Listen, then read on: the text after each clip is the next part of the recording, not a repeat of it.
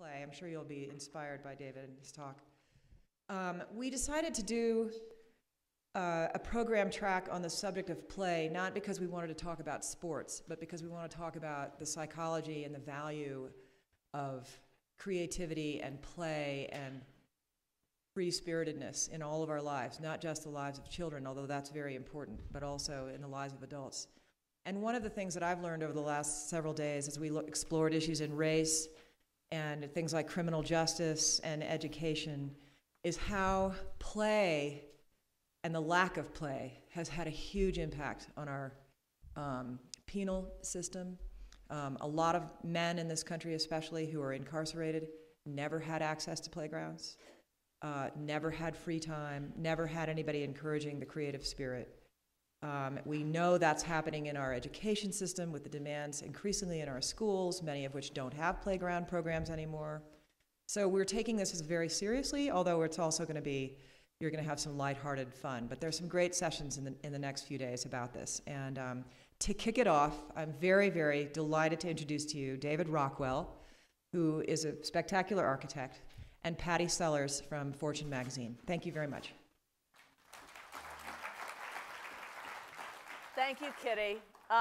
So research shows that the most intelligent species are the ones that play the most. So just to let you know that you're like the most intelligent people here, and the other people are going to the job sessions and those other ones. So I think there's no better way to start out a Friday with a session on play, and I'm thrilled to be with David Rockwell. David and I have known each other for probably about 10 years. I've been at Fortune for 26 years, and David and I have probably known each other for about a decade, had not seen each other for a long time. I went down to see him in New York downtown late last week, and we were talking about the first time we met, which was in a revolving door. And walking into a W Hotel, the very first W Hotel at 49th and Lexington, which David's done many, many W hotels, and he's also done in his career a lot of spaces that you know, Nobu's, the Kodak Theater in Los Angeles, the JetBlue Terminal at JFK, and I would say a lot of the more interesting spaces that I've been in. And what we're going to talk about today is one of your most interesting spaces, which is going to be replicable and exportable. And we're going to start out by showing just a 90-second video about it to give you a sense of the space.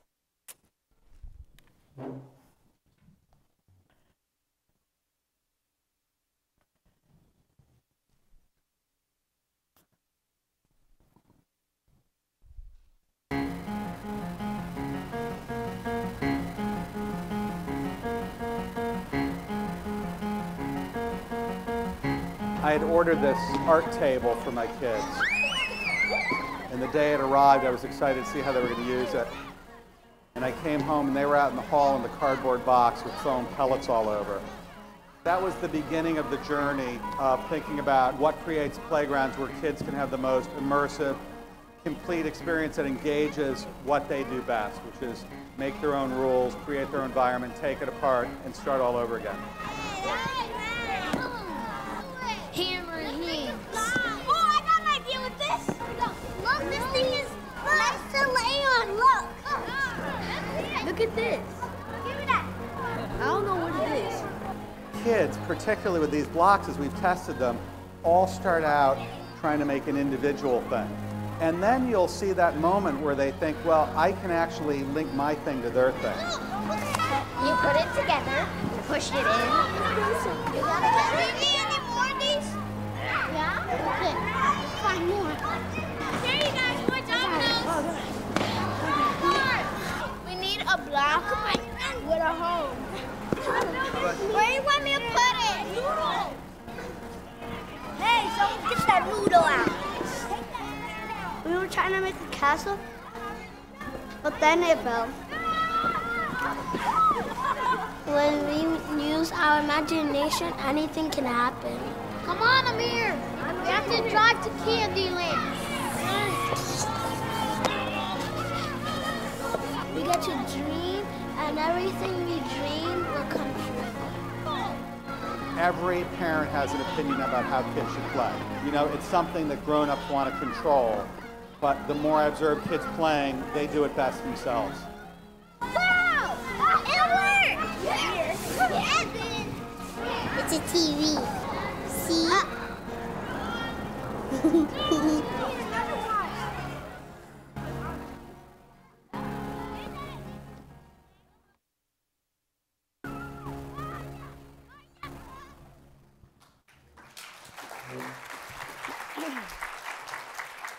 We should be outside doing this. We should. Did you all see the foam shapes outside? If you haven't yet, you'll see them in the next couple of days. Did anyone play with any of them yet? Did you? Good. Someone built a really beautiful thing this morning. What was built? Not that we're supposed to judge, but what was built this morning? it was just a simple tower with a little ramp coming down from it. Oh. So David, what's the big idea here? Well, I got into playgrounds as a function of many different things, but on one level, what I've been interested in from the beginning as an architect is places that bring people together.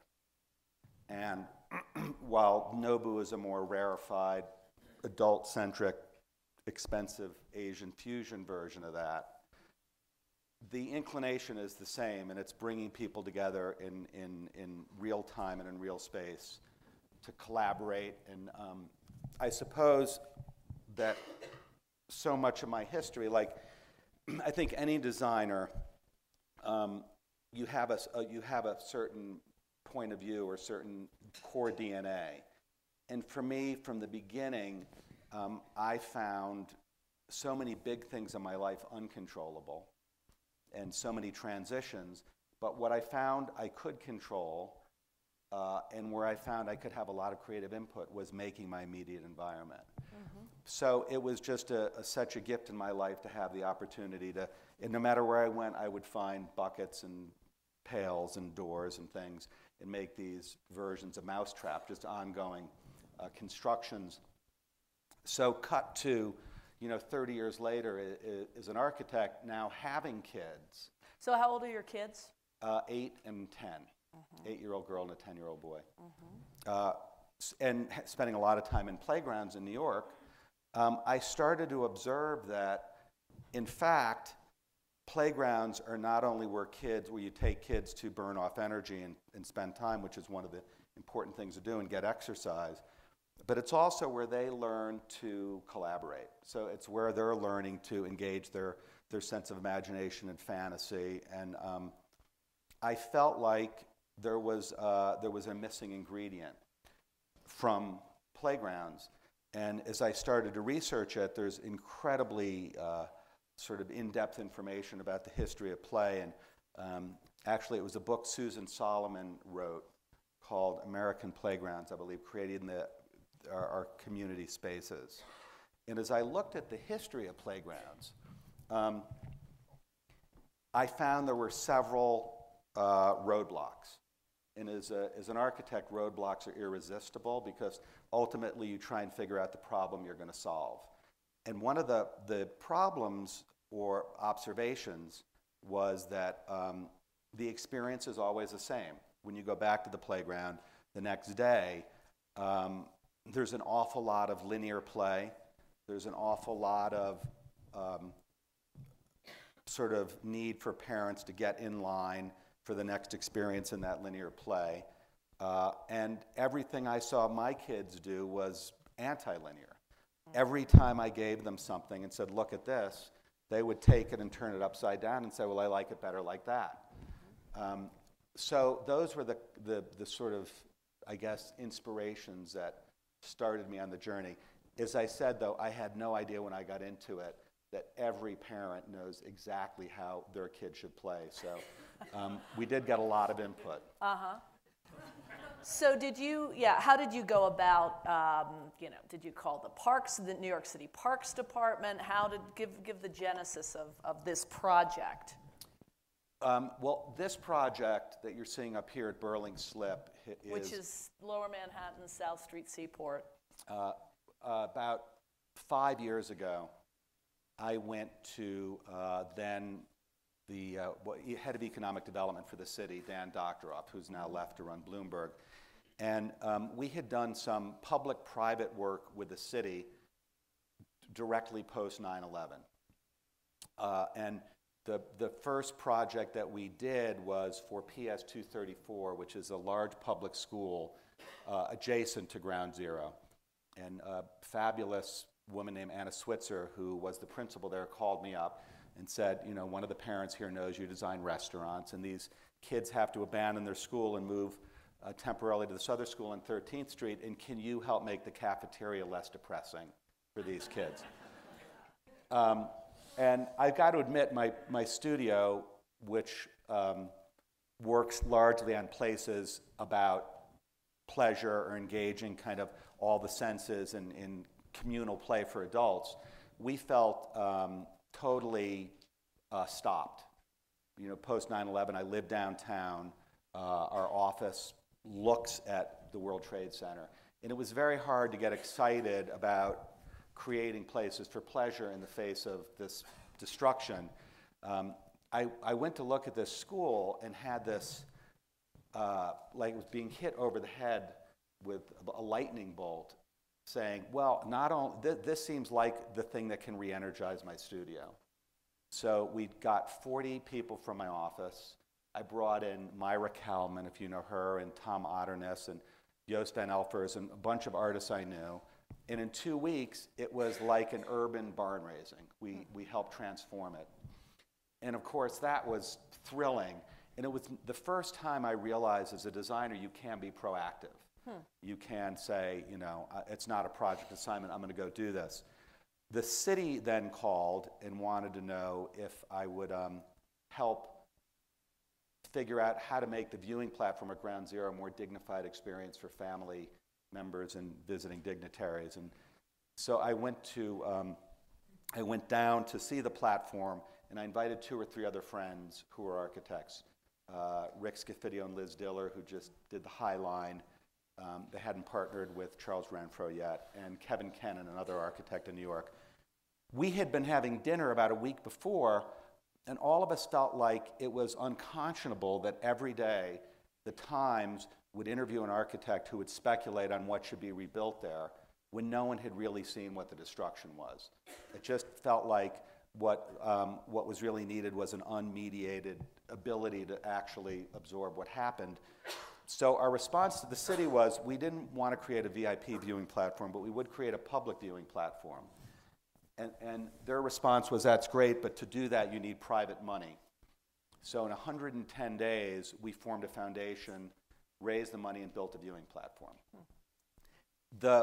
When that happened, several of the people who gave us money said, is there another project you want to do downtown? And I spent 2 years chasing this idea of an arts incubator that was going to, just like this is about kids creating their own work, it was about artists incubating new work in both visual and performance art. And we got a lot of great people who wanted to collaborate. We had the Old Vic from London, Labyrinth, Naked Angels, the Public Art Fund. But what was fascinating is in any meeting with the visual artists, no one wanted to be the lobby to the main event, right? So the visual artists didn't want to be the prologue, and the performance artists didn't want to be the prologue. So we had to figure out how they would collaborate. But 2 years into it, it turned out to be just an impossible dream to get LMDC, federal funding, state funding, for anyone, and you can see there's still no decision about what's going to happen culturally at Ground Zero. So the city got a lobbyist to represent us, and he said, it's never going to happen. You know, it's just going to take too much effort. And I said to Mark Hacker, who's sitting back there, who works with me, we should have just given the city a playground. So that's actually the genesis of how this happened. And then as I started to look at playground... And Mark said, let's build a playground. Mark said, what would your playground look like? Which is what a good collaborator or shrink would say to you. Yes. So After looking around a bit, I went to Dan Doctoroff, who sent me to Amanda Burden, who's head of city planning, who put me in touch with Adrian Penepi, who's commissioner of Parks and Recreation. And he had never gotten a call from someone saying, I think playgrounds are boring, let's build a new one. And he was very intrigued and very welcoming. And we started by doing hundreds and hundreds of sketches of how kids might play more interactively. And of course, it would have cost hundreds of millions of dollars in R&D to do all these things, but we weren't limiting ourselves at that point. And then once we got all those sketches done, we started to think, what is the most flexible, basic component that will allow kids to do all of these things? And that began the definition of Imagination Playground, which is essentially made up of 4 parts. Loose parts that kids can reconfigure and play with every day. Sand and water, and the ability to combine them to make a mess. A multi-level landscape. If you were playing outdoors, you'd have hills or things. So the ability to have a multi-level play area and a play associate, or the way we thought of it as a stage manager, because if you're going to have 300 loose parts sitting in a public park, they're going to go to people's homes very quickly, and someone needs to be there to be responsible for that. Yeah. And as we defined it, the city was heroic in engaging us, and it began a 5-year journey. And actually, and this is opening July 26th? This is a live, unfortunately this is live, so this is what it looks like today. And it will be done July 27th, but for those of you who are familiar with construction, all the finished trades come in at the last minute. And that's what we say to kind of hypnotize ourselves anyway. So. And you're planning on doing it in all 5 boroughs in New York City? No, the fantasy was to do it in all 5 boroughs when I went to the city, but I had no idea. It's like a lot of great things. If you knew how difficult they were to begin with, you wouldn't suggest it. As I got into this, just getting one done was a mammoth task, because not only are we inventing a new play paradigm, and when I say inventing, we're inspired by a lot of other things that happened before it, but creating a new form. But we're dealing with state landmark. The South Street Seaport is a heavily landmarked area. We found out as we got into it that there were archaeological ruins under the site. We had to stop for 6 months to excavate. Oh my gosh. We had to move massive. Should have left them for the kids. They would have loved that. The city didn't feel that way. And we had to move massive sewage lines because EPA would not allow play, particularly kids playing over existing sewage. We had to redirect that. But I did get a phone call from Daryl Hammond, who's I think still here, from Kaboom. And I had heard about Kaboom because I had gone to a fundraiser the year before for... Explain what Kaboom does. Kaboom is a non-for-profit whose main mission is to have play available within walking distance of every kid in this country. Did I get that right? And I had been to a fundraiser for Obama and Hillary within 3 months. And of course, if you participate in a fundraiser, you get 30 seconds with the candidate. And the host in both cases knew I was obsessed with playgrounds, so they said, speak to the candidates about play. Well, in both cases, the suggestion was get in touch with Kaboom from President Obama and Hillary Clinton. I didn't do that because I was just too focused on all of the massive logistics. But the day the first story ran in the Times, I got a cold call from Daryl saying he felt like the ideas in Imagination Playground could energize and in some ways create a groundswell of support for existing playgrounds where, if the goal is, if kids are playing in a more engaged way and they're playing longer and they're playing deeper, they're going to spend more time outdoors. So he felt like this could be an important part of Kaboom's mission. And I had been playing with a portable version of this. And I am truly obsessed and fascinated with portability as an idea. And so we formed a joint venture to create what you see outside in front and what you're seeing tested in the film, and that's called Imagination Playground in a Box. And by the end of the year, there'll be 100 of them in use in this country. How many cities? 10, 12. Huh. Including what cities? Just give us a few. Miami, New Orleans, New York, Hawaii, Colorado, Atlanta, London, London. Wow. And Saudi Arabia. Get out of here, really? Sure. 100 by year end, and what's the long-term goal here? Well, we didn't get into it with a long-term goal. We got into it proactively to do it. We're now looking at several different plans, but the long-term goal is clearly to have these not only available to anyone who wants them, and to take the profits from the distribution sales of those and pump that right back into new playgrounds.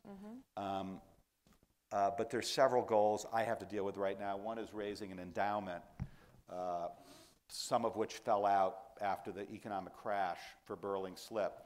So we did all of our work pro bono, and we committed to raise an endowment fund to pay for maintenance and play workers and play associates. So how much did this cost? How much does this project cost? Not counting soft costs, not counting any fees, about $7 million. Wow.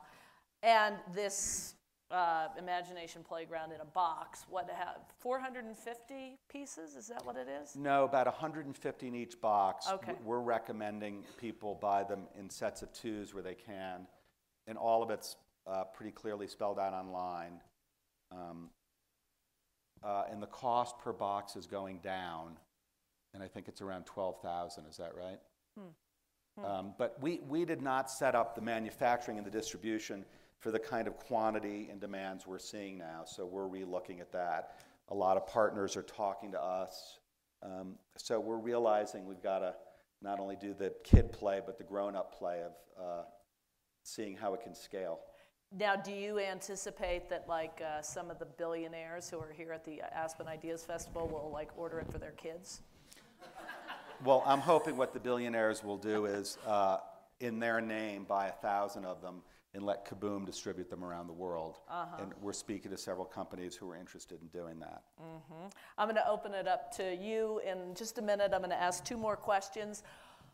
What did you learn? What new things, a couple new things, did you learn about play as you researched play? Well, one of the things I learned that I'm still trying to really learn as a parent, there's a difference between intellectually understanding it and actually in your core accepting it, is that play involves risk. And I remember the first test play date we did with a city. We brought over this fabulous woman named Penny Wilson, who used to run, and I guess, I don't know if she's still running it, but she's now in New York helping to train the play associates for the opening of this. But she ran about 15 adventure playgrounds in and around London. And adventure playgrounds got their start post-World War II as ways to play with construction sites and ways for kids to build their own environment and then play with it. But every test play date, in particular the first one, there were probably 20 parents standing around watching these kids play. And as they jumped into the piles, the boys really wanted to use the noodles to fight. And you can imagine what 30 parents had to say about that, but no one interfered. We said, let's just see how it develops. And what happened was, and it happens pretty much every play date we do, and we did mock-ups. We had made them in our model shop, and we changed the parts. So the purpose of the play dates was to see what, again, was the right formula and the right recipe. But kids would build individual structures. They'd build their own thing. It's very solitary. I'm going to build a tower, or I'm going to build something, you know. But within 15 to 20 minutes, they would start to look at what other kids are building, and they would want to try and link theirs and create a village. Well, as soon as that happens, then there's conversation about how do we do that, and which is the dominant structure, and I want that piece, and you know, the kind of risk that goes with collaboration. And as much as my 10-year-old, who's going into 5th grade, had a spectacular teacher this year. And that's the boy or the girl? The boy. The boy. The girl had a spectacular teacher too in 2nd grade. But 4th grade was it's a sort of transition. You're going into middle school in the school system he's in. And she said, you know, the key to 4th grade is you sort of have to take the bumpers off the bowling alley for the kids. And I like the bumpers. You know, I want to protect. I think parents, and I certainly do feel this inclination to protect our kids and give them the best possible opportunities. But part of what you need to do is take the bumpers off and let the kids play and let them collaborate and let them work it out. So that's a lesson I learned that I continue to remind myself of. Sliding board? Is there a sliding board here? There's a slide. A slide. Yeah. Which is different from a sliding board. A slide. Is a sliding board the same thing as a slide? You know, I don't know. I guess a slide, yeah, I think it is. Yeah, I think it is. But that was sort of the one thing, conventional thing you decided to do. Why? Well, the reason for the slide was we wanted an express route down from the ramp. Makes sense. So the fact that it looks like something kids are familiar with wasn't a negative to me. Okay. So it wasn't quite the concession to a formal thing that exists in other playgrounds, but it was more a familiar element. One of the other things that I think is going to be really thrilling here is kids are invited to do the thing they want to do, which is mix sand and water. All the parts can go in the water. And the water feature has a series of places where kids can dam it up, they can flood it, so it really is a large environmental theater for kids. Who has a question? There are 2 mic handlers. Here's one right here. Let's go here. Right here.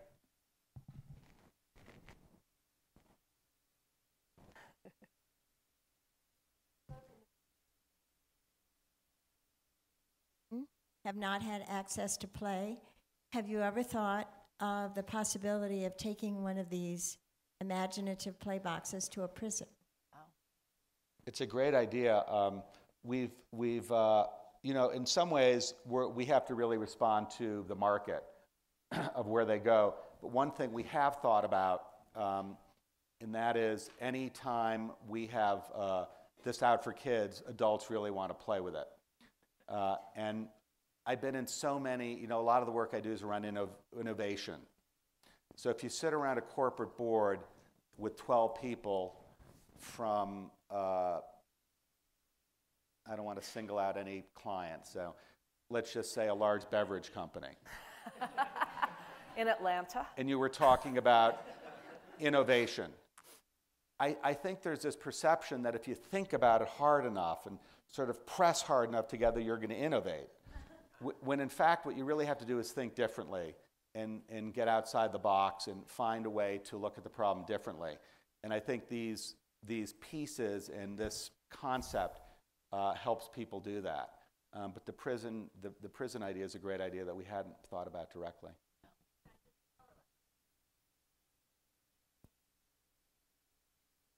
Sure, we would love to.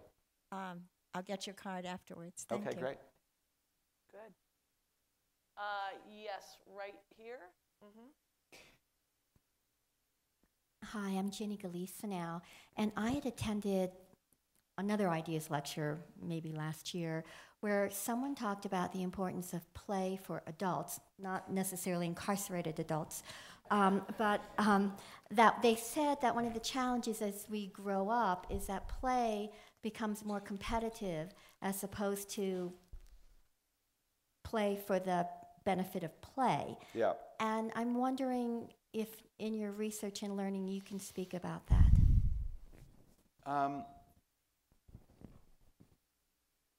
Well, I think, you know, what's competitive for some people is just not competitive for others. And one of the issues we dealt with is watching kids play.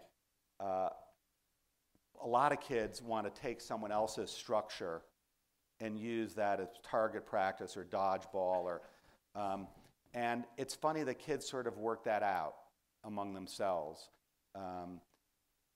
I think the instinct to engage the sort of competitive spirit is, you know, if you look at one of the analogies I think of is 15 or 20 years ago, corporate fitness, when corporations started to realize that by having goals, having competition just with yourself, if they meet these goals. So I think a lot of what we're seeing in play is that the competition is more to outdo what they did the last time, and not so much to win or beat other kids in an objective race. But it's more kind of internal obstacles. And you do find, another way to look at that is pushing the boundaries. Kids clearly want to push the boundaries. So making it taller, making it tippier, making it a bigger environment are all things that kids want to do that I think takes a competitive instinct, but it's not just in the form of, you know, I'm going to race against you. With adults, I don't know. I don't, you know, my experience is that in fact a lot of what goes for innovation could use with a little bit more, maybe competition isn't the right word, but a little bit more direct critiquing. And there's a sort of sense that no one wants to step on anyone else's idea, which is a nice way to go. But being able to challenge people and challenge ideas and understand early on that there are consequences of play as a kid or consequences of play as an adult is probably helpful. Yes, right here. Right here. Practical question. What's the durability, the half-life of the set, especially the weapon connectors?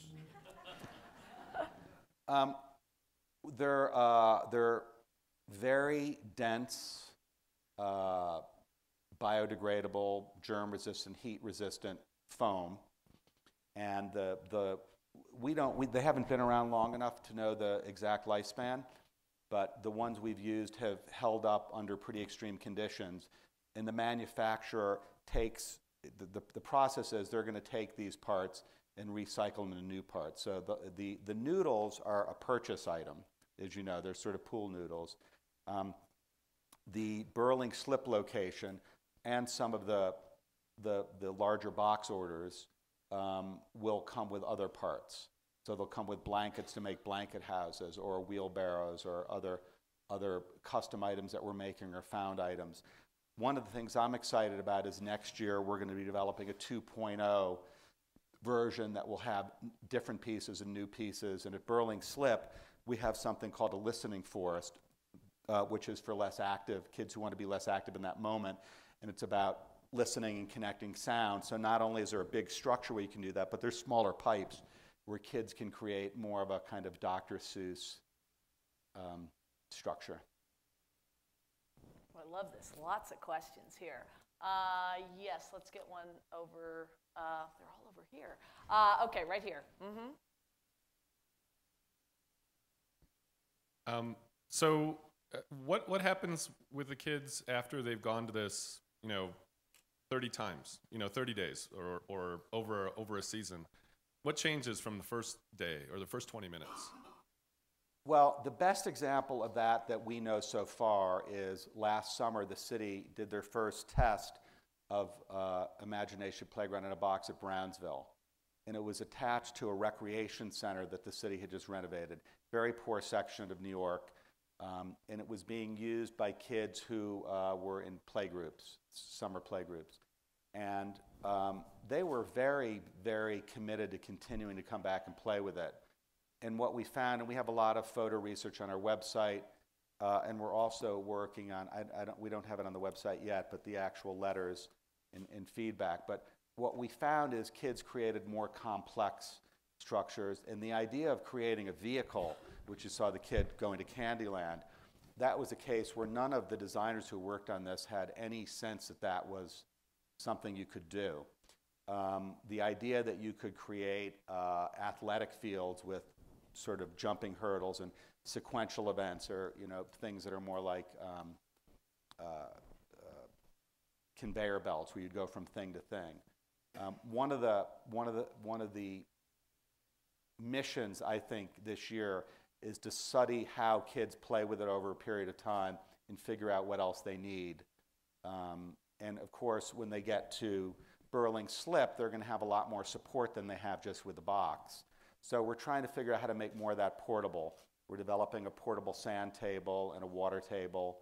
And by the way, that both the sand and the water are ADA accessible at Burling Slip, and I don't know of another ADA accessible What's sand ADA pit. accessible? What American Disability. Okay. So we're working on that. Yes, right here. Mm-hmm.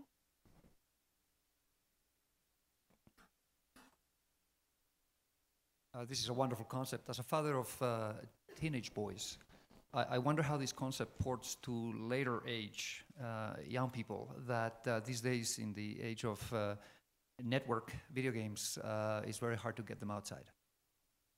Well, it's hard to get them outside at 10 too, I'll tell you. My experience is that older kids, and we don't have a lot of experience with that, but the few test play dates we've done with older kids, they're incredibly engaged by it. And one of the other endeavors in my studio is a technology lab with just 3 or 4 people. And what we're doing is creating technology that connects people as well. So we're working on the biennial in San Jose in September. And we're doing an installation at City Hall that's a beautiful Richard Meyer building with a large white side wall. And in the plaza in front of City Hall, we're creating 6 real installations like hopscotch or a picnic table, megaphones, bird feeders, connected by cords and plugs to the wall. And every interaction in real time produces an image and a projection, so you're collaborating on creating a piece of art on the side of the wall. So I think there's some at point where the digital part and the low-tech part will intersect, but I don't know what that is yet. Yes, right here. How much supervision does this play area have, and what kind of repercussions in terms of theft and other things in a public area where these portable units are? Well, there's 2 versions of the boxes. A sort of lighter weight version that you see out here, which is for places that are have a lot of supervision and are private, and there's a controlled environment, and the pieces aren't going to get banged up. There's a more robust version that's for playgrounds that are touring from community to community, and actually when the box opens up, there's a silhouette in the box of where the pieces go. And part of the pleasure is taking them out and putting them away. And we've tried to make that treasure chest thing as much fun as possible. At Burling Slip, there are 6 play associates that are being trained. There'll be 2 at a shift with a 3rd overlap. So there'll be 3 for maximum play time. And I think the city is planning on having them there from 7 a.m. to 6 p.m. And then in the shoulder seasons, it'll go down to fewer people. And then the play associates will be available in the winter by appointment for schools and groups that want to use it. And also, as you know, it would be hard to walk one of these pieces out without being seen. One of the reasons they're all blue is we found in early test play dates, color preference was just an unnecessary distraction and became, didn't really have to do with making the thing. So there's all kinds of deep reasons why they're blue, but the real reason is I just love that color blue. The architect's prerogative. David, you're being a multimedia guy, you are now beginning to work on a book that's related to this, which Yes. you were telling me involves interviewing 50 very successful people and asking them how they played as a child. Right. Now, have you done some of these interviews yet, and what have you found? Well, the reason for the book, first of all, the royalty stream from the book is, again, going to support the Play Initiative. But I felt like the more I spoke to people about play, inevitably, there was some story about how they played as a kid that hadn't registered to them how significant that was for how they play as an adult, or don't play as adult, as the case might be. So, for instance, I was speaking to a very famous magician and talking, because I'm working on a project based on Houdini, a theater project. And I asked about how he played as a kid. And he was short, he was shy, and his favorite thing to do was, he had a card table in the basement, and he would learn magic tricks under the table, because it was a way to be secretive but still share something and communicate. So magic became a way to do that.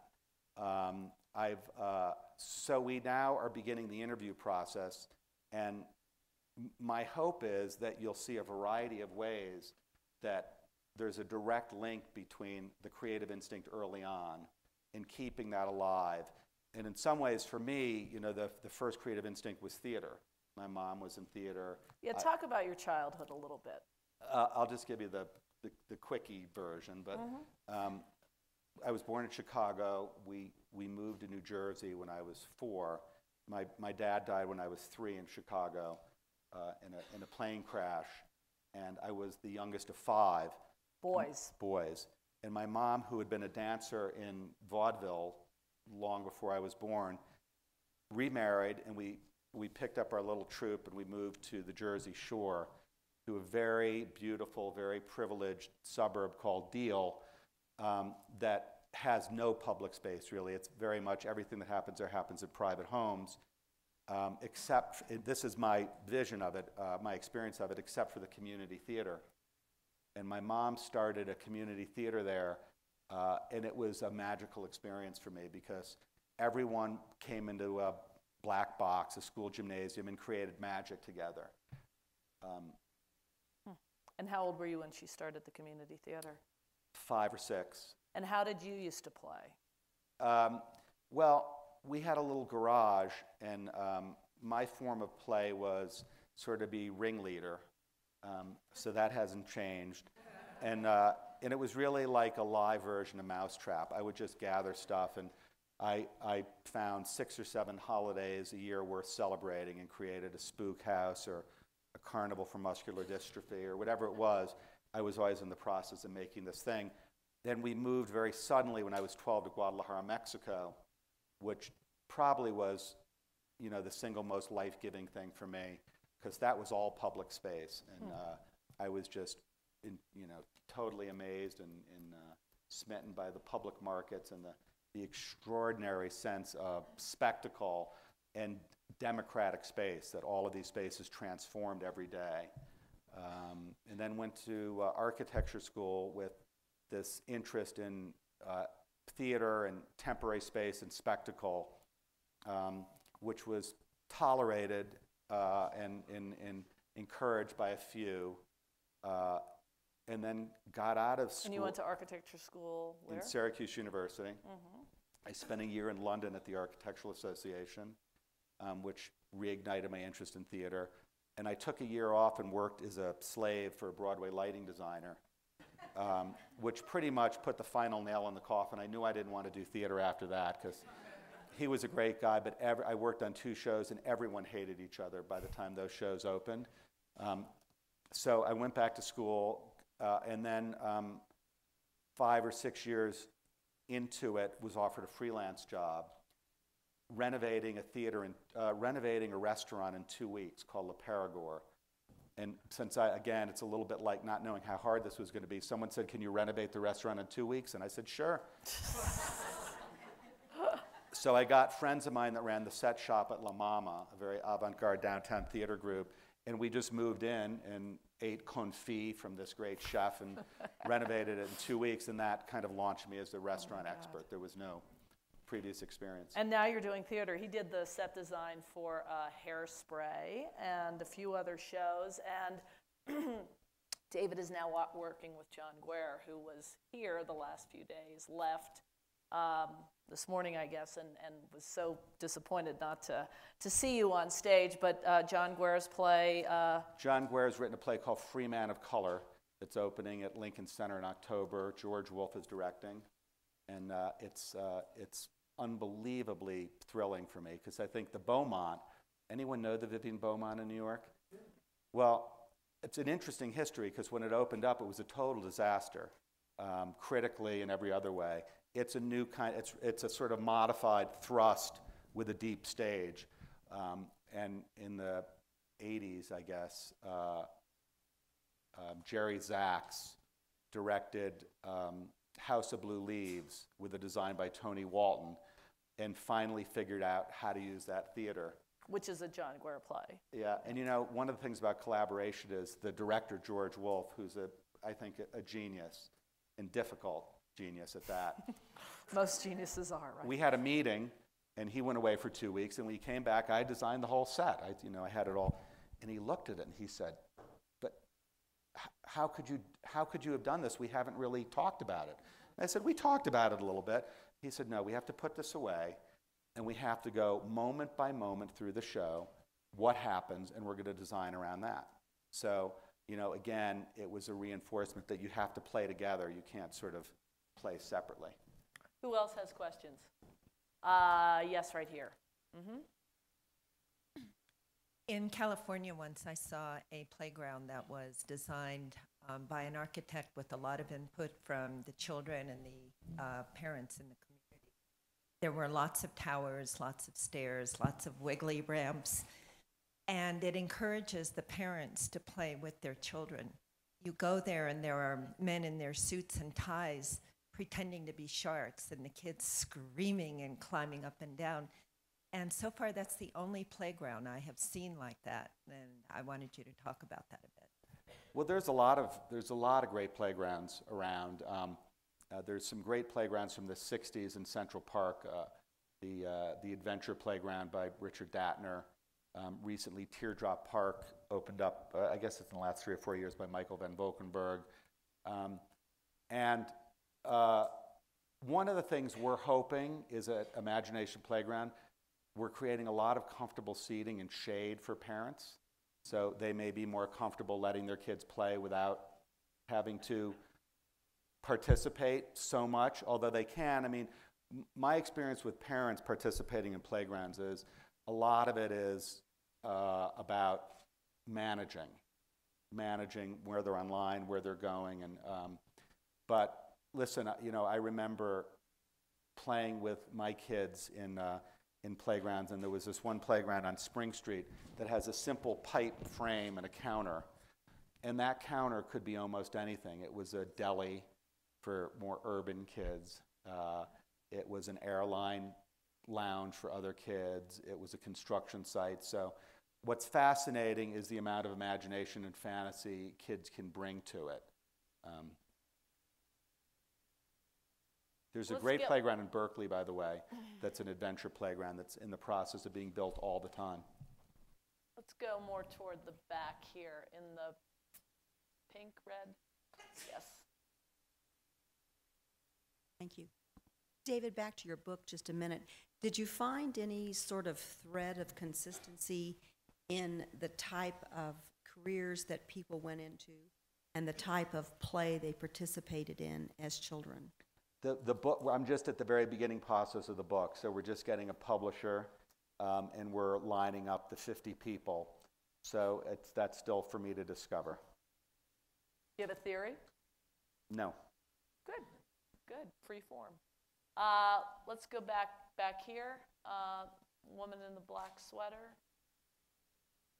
Yes, you. I mean, I have a theory that their environment has more to do with how they play than they probably recognize. But I think there's going to be a wide variety of information within that idea. Yes. Hi. I was interested in, we have a new playground, several acres in our neighborhood in Brooklyn, New York. And one of the things that they've done is, which we haven't been able to understand, is that it's very segmented by fences so that you go in one compartment if you're a certain age and another one. and you can't go in without a child. And so I asked the man if I could go in because I wanted to see this incredible new thing. And he said, no, you can, but we don't want teenagers to go in. This is why we say you can't go in without a child. And then you can't go in with food. And so these people were sort of sneaking in with food and trying to eat. And then it was the only shade. And so I just wondered about I like the idea of developing something that everyone can go to, and yes, there is something for different ages, but maybe young people can learn from older people and vice versa. Yeah, I haven't seen that playground in Brooklyn, but it sounds incredible. I've seen a lot of information on it. One of the, part of what you have to deal with are the logistics of parks, and Parks and Recreation has a series of rules. One of the ways we've tried to get around that here is we have toddler play areas. So we have a chalkboard set into the deck right in the middle where it's not just that toddlers can play, but it's a sort of set-aside place. And even this listening forest, we have a bigger version and a smaller version. We also have underneath the ramp that you can see 4 platforms that'll be set above the sand where kids can create kind of mini tree houses or little installations. So we've tried to create a hierarchy of spaces where kids will figure out how to play together without needing a lot of fences separating one area from the other. Yes, right here. Mm-hmm. Sorry, I'm making the mic handlers walk far. Catherine Debs from Palo Alto, California. This is fascinating to me, and I was just curious with these beautiful shapes. Have you invested in the idea of shadow at all? A shadow area where they can play with behind a sheet of some sort or someplace? Oh, that's a great idea. No, we haven't, but it's a really good idea. It's an inexpensive idea. Yeah. We do have sheets. So we do have these big sheets that you can tie, and that may be something that evolves naturally. But one of the block types that emerged from early test play dates that we didn't have are the ones where you can change elevation. So you can go from high to low. That's a good idea. We do have a little storytelling area. The ramp becomes a little mini amphitheater around the water. 2 more, maybe. Yeah, we'll take 2 more questions. Right, back here. Mm-hmm. I have the microphone. Good. Excellent. I'd love to see how you segue from the idea of play into a larger idea of comfort, affection, laughing, happiness, creativity. As you know, this is sort of like the foundation of how people might live in the future. It's very powerful, but we need it all the way through our lives. And I think there's so many other, like the whole teenager thing. That's one of the biggest issues in any community.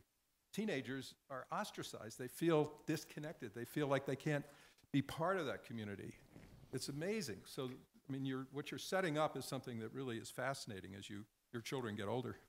Well, I've sort of worked it from the outside in, really, because I've spent 25 years trying to create places for adults that would encourage play and surprise and delight.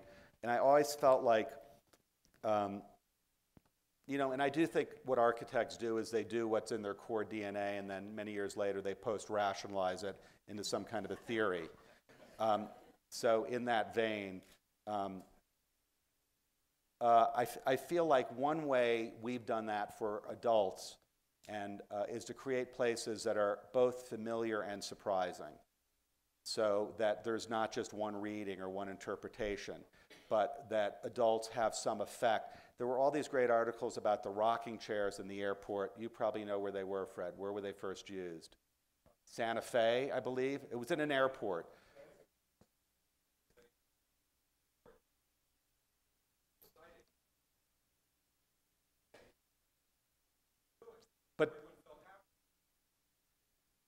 But something as simple as having a chair in an airport you can move was empowering.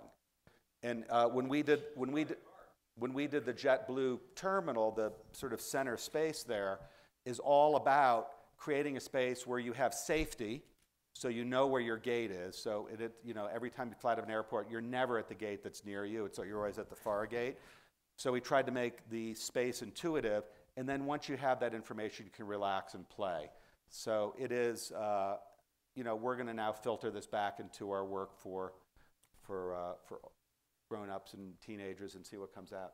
One more. Patty, this is Daryl from Kaboom. Oh, good. Daryl, stand up just so people know who you are. I just want to profoundly... stand up so people can see you. I just want to profoundly thank David. He's incredibly humble about this journey, this 5-year journey that he's been on, while also trying to run and manage a business. What David did with this concept was change the narrative, because 5 years ago, we were not talking about the importance of play.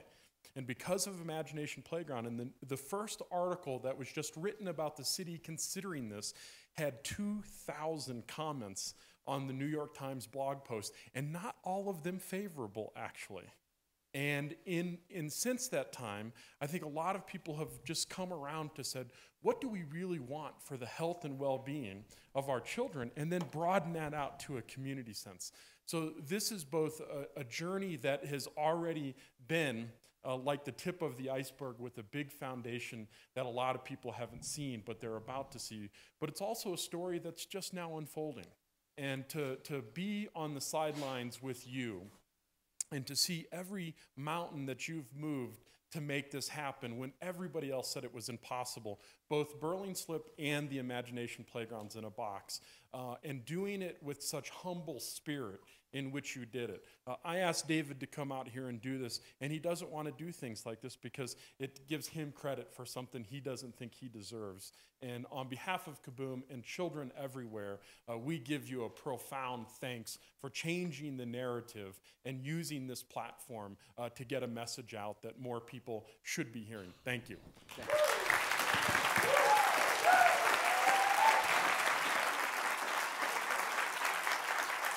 That's great, Daryl, and I'm tempted to give you the last word. That was terrific. Thank you. There's one question that I want to ask you just to close, because I want to give you the last word.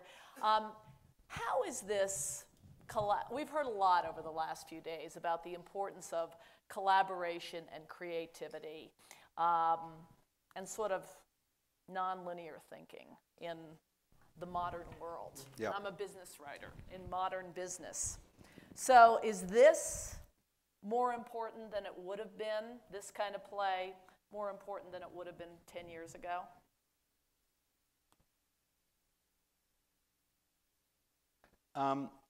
I think it probably is, but I think, and I appreciate Daryl's support and his incredible enthusiasm for what we're trying to do. I think one takeaway from this is the power of public-private partnerships and the ability to change things by taking an action. And I think that's more important now for a bunch of reasons. And I think it's more doable now because there's less focus on big, large, permanent infrastructure. There's less funding for that. Mm-hmm. There's less funding for schools. There's more focus on driving test scores. And I think there's an opportunity to re-engage people in public dialogue and engaging with each other. And I think that's needed and totally open space right now. Mm-hmm. And for those of you who are interested, we are actively looking to expand this rapidly, and we're looking for as much support as we can get, both creatively and financially. It's been just the most incredible journey, and another 3 weeks of sweating it out, and come see Burling Slip July 27th. And David is leaving today, but Mark, where are you? Mark, stand up. So if anybody wants to talk to anyone, this is Mark Hacker. And he's got the Imagination Playground hat on. Yeah. Okay, thanks everyone. Thank you, David.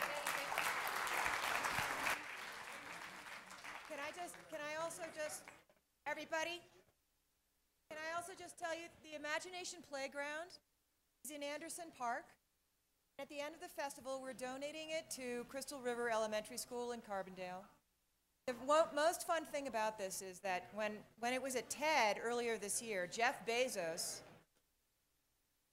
when this was at TED, Jeff Bezos built a castle out of these blocks and designed it and built it all the way. And I expect nothing less from any of you. So I hope you'll play with it. Thank you very much.